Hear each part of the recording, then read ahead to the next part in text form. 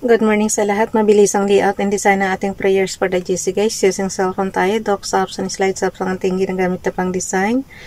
So, dito muna tayo sa ating format menu. Ang ating font today is Roboto Mono. Size 12, text color ay red, highlight color is, text color ay blue, highlight color is red. Naka-bold, naka-italic yan. So, July 20 July 2024 from Family GC. X muna yung format menu para makatype tayo. And then, add natin yung ating image from photos. Princess Diane channel. Ay, yung mga gustong sumali nga pala sa Family GC guys, pakicontact yung aming founder, Harry B. De La Cruz, or yung mga admins ko, founder Moti, admins Roger Pacatang, Eileen Samarin, Aiki Akma, Sara Golingan, Nanay Elsa sa Amerika, ang inyong lingkod, Ralph Lion Pag-vlogs. Pakisubscribe na rin sa kanila mga YouTube channel. And yung mga gustong magpa-add dyan sa GC, magpa-member pala, i-add nyo lang and then i-confirm na yan ng mga admins. So, dito na tayo. From photos. Pasalamat nga pala ako sa mga nagsusupport sa akin sa sa YouTube channel ko. Especially kay Brother Vince TV 20. Talagang brother, salamat ng marami. God bless you more. Alam mo na yun. Yung kasi siya guys ng 50 pesos doon sa natin. Hindi ko lang nabanggit nung nakaraan So, ngayon ko lang siya na alala. Pasalamatan. Thank you so much po sa mga sumusuporta. And then, dito naman tayo sa prayers ni Ralph Lion Pag-vlogs. Alam niyo, nag-iba talaga siya ng kaya pala pabalik-balik na yung ating prayers doon sa una, napansin niyo, diba? Yung pala talaga nag-update sila. Hindi nakasali yung guys. Hindi nakasali.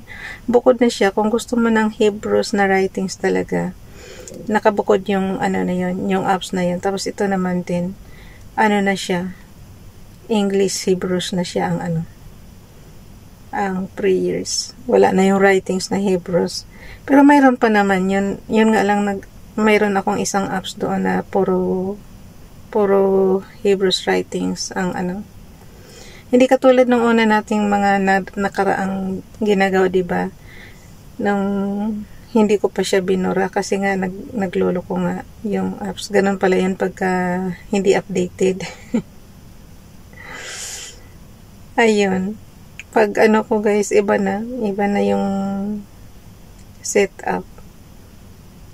Noong una kasi kasama yung prayers, tapos may writing siya na Hebrews. Ngayon wala na. Kaya hayaan nyo na lang. At least kahit paano mayroon pa rin tayong prayers na Hebrews. Actually, hinaluan lang siya ng konting Hebrews. English talaga siya. Princess Diane channel, i-add natin yung kanyang YouTube channel, pakisubscribe.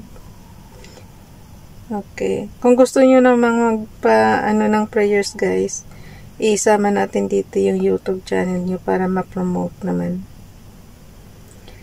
And all these blessings shall come on thee and overtake thee if thou shalt hearken unto the voice of the Lord thy God. Deuteronomy chapter 28 verse 2. Dito naman tayo kay Ralph Lion Pag-vlogs.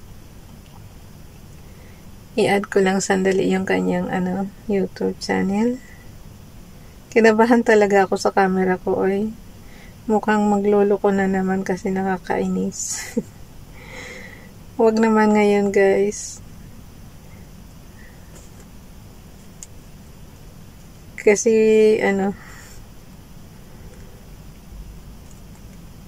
medyo marami pa tayong pinagkakagastusan. Ewan ko ba? Kung kailan malapit na si Ralph, kung kailan malapit na for good, tsaka naman maraming pinagkakagastusan. Sa halip na mag-ipon. Pagka ganyan guys, isurrender nyo na lang kay Father God yung mga nyo.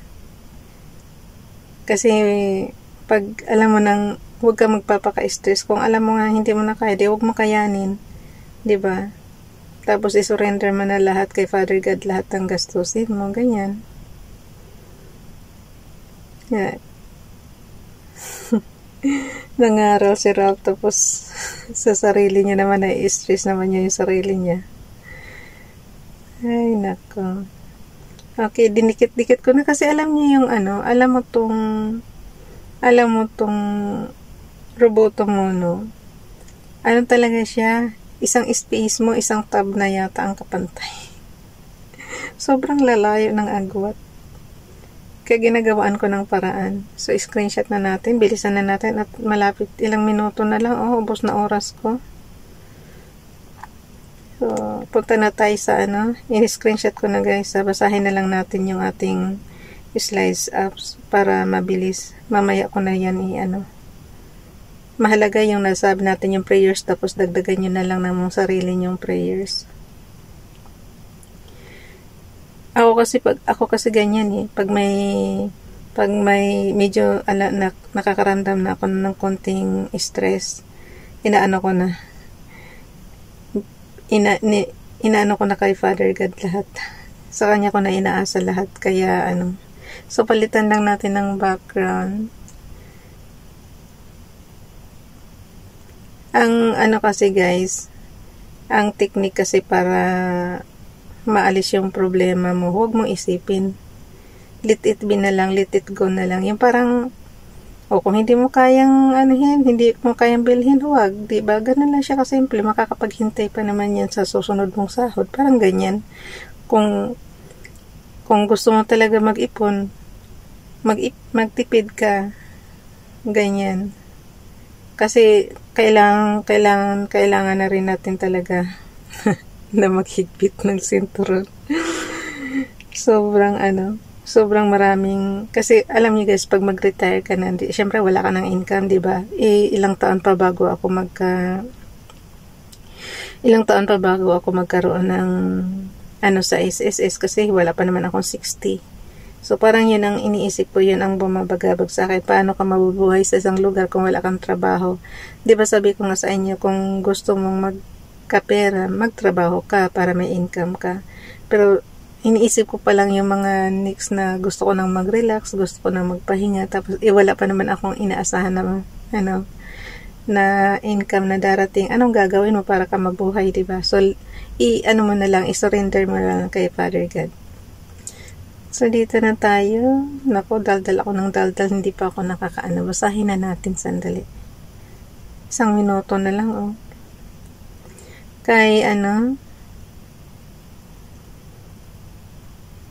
Kay Ronelo Legaspi Vlog. Psalms chapter 113 verse 3, from the rising of the sun to the place where it sets, the name of the Lord is to be praised. Kay If Bidonali naman, pakipalo sa kanyang Facebook account. God says, be strong and trust me. I've stayed kasasabi ko lang, diba? God says, be strong and trust me. I've stayed with you through every storm in your life. I've given you all that you need. I have and always will protect you, your family, and loved ones. Things may be difficult for you now. Just trust in my timing. A change for your circumstances is coming. Trust in me and enjoy this new day. Amen. Lord, kasasabi ko lang na may problema na ako sa hinaharap. Pero ayan, kasasagot nyo lang din. Kayo ang bahala sa akin. So, trust in Him na lang, guys. At inabutan na tayo ng oras.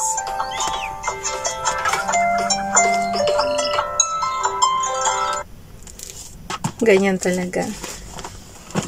Sandali na lang. Give me how more minutes? How much more na ilang minuto pa ba? Okay, dito naman tayo kay Rapline Pag-vlogs. Mahalaga guys, basahin ko lang yung prayer. Nagmamadali na talaga. For I delivered unto you first of all that which I also received, how that Christ died for our sins according to the scriptures. 1 Corinthians chapter 15 verse 3, Bible King James Bible.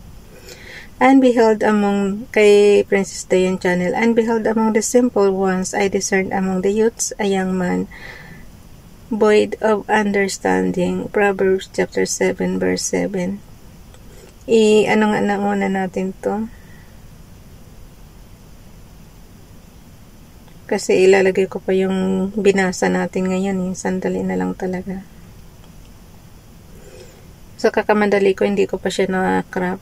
So edit lang muna natin to bago natin ilagay sa slides. Lumabas ako ng slides apps guys Ganun lang ang technique niyan para maayos muna. So bago natin i-add kasi ayusin muna natin yung in-screenshot natin kanina sa Docs apps. Yung mga gustong matuto nito guys, yung cellphone nyo, i-explore nyo lang. Kung ano yung apps na gusto nyo matutunan dyan sa cellphone nyo. Yun, kung alam nyo pwede pang layouting tsaka pang design, di gamitin nyo. Ako kasi ito lang ang naka-install sa akin. Katumbas kasi ito ng yung slides apps is katumbas rin to ng Microsoft PowerPoint.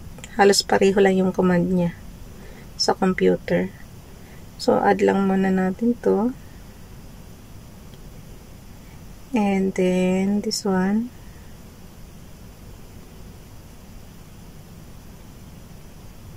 Sandali na lang po.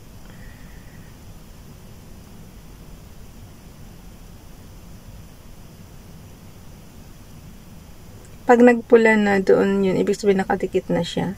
So, i-enlarge lang natin. I-zoom lang natin. And then, sabi ko sa inyo, isang fingers nyo sa taas at isa sa baba. Tapos, medyo batakan lang ng konti para, medyo batakan lang ng konti siya para magpantay left and right. Kasi yun ang importante. And then, medyo slanting ng konti para mabasa naman yung maliliit na font. Screenshot. So, meron na tayong screenshot dyan. And then, punta na tayo dito sa ating gallery. Edit crop. Minsan kasi parang huwag kayong magpatalo sa sa pag-iisip. Yung kung ano-ano iniisip nyo kasi parang di ba tayo natural na natin, normal na yan sa tao na mag-isip kung ano yung magiging buhay natin sa future. Pero sabi nga, si Father God bahala sa'yo. Pero syempre, magsumikap pa rin tayo kung dapat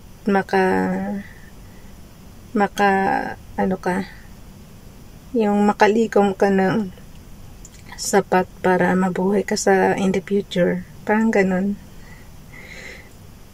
Kasi, ewan ko bakit nag-decide ako na bago mag-60 is, na ako. Gusto ko magpa-relax na. Kasi guys, yung iba na mamatay, wala pang 60, ang babata pa. So, ito na siya. Okay, check lang yan. And then, i-save na natin. Bye everyone. God bless.